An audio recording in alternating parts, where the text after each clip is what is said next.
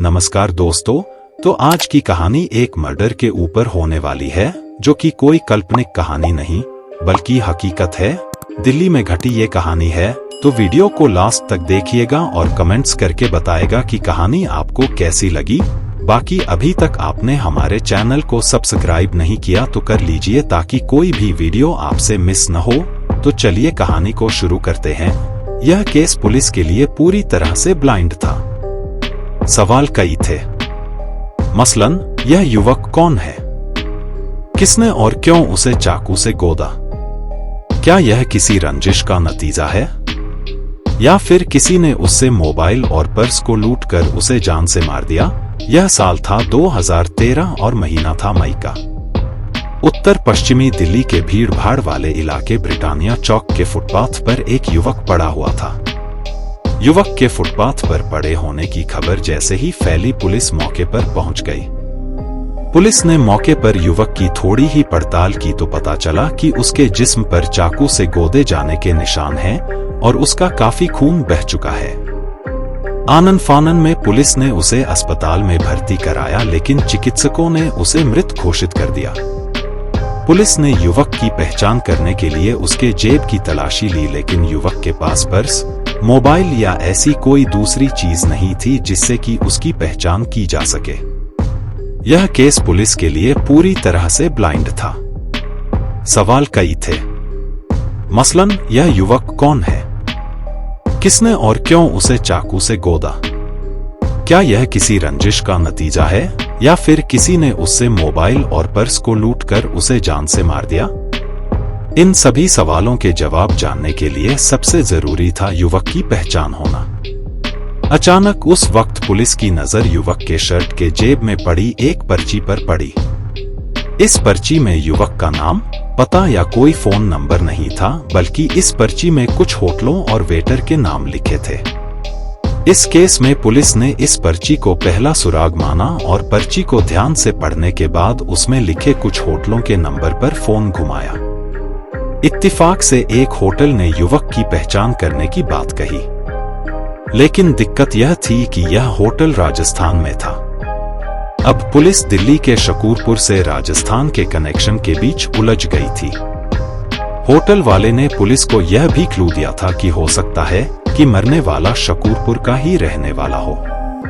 इसके बाद पुलिस ने शव की शिनाख्त करने के इरादे से शकूरपुर के कुछ घरों में जाकर पूछताछ शुरू की। पुलिस की यह कोशिश रंग लाई।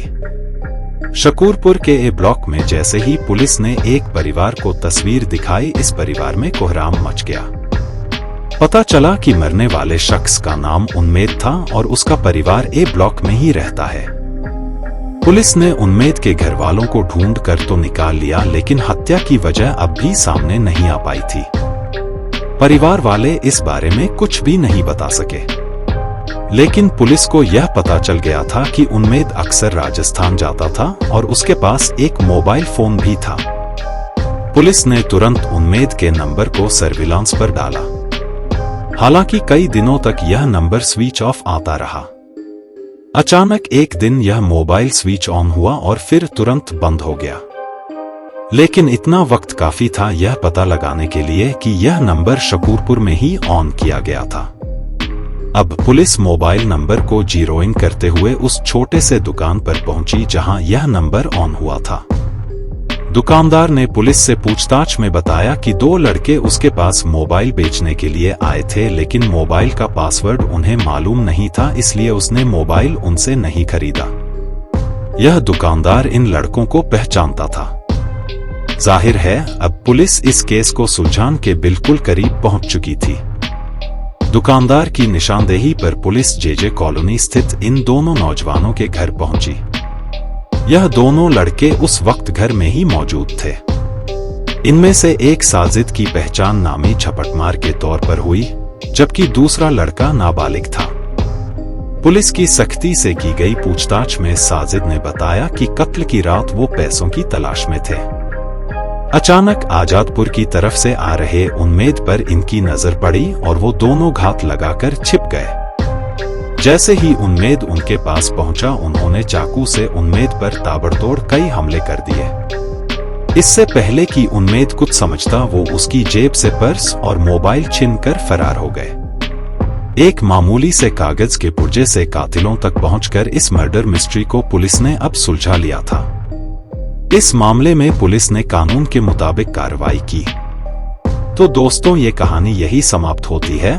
तो दोस्तों, आप लोग कमेंट करके बताएं उन लोगों के साथ क्या होना चाहिए जो ऐसी घटना को अंजाम देते हैं। बाकी हमारे चैनल को सब्सक्राइब करें और बेल आइकन को ऑल पे करें, जिससे हमारी कोई भी वीडियो आपसे मिस न हो।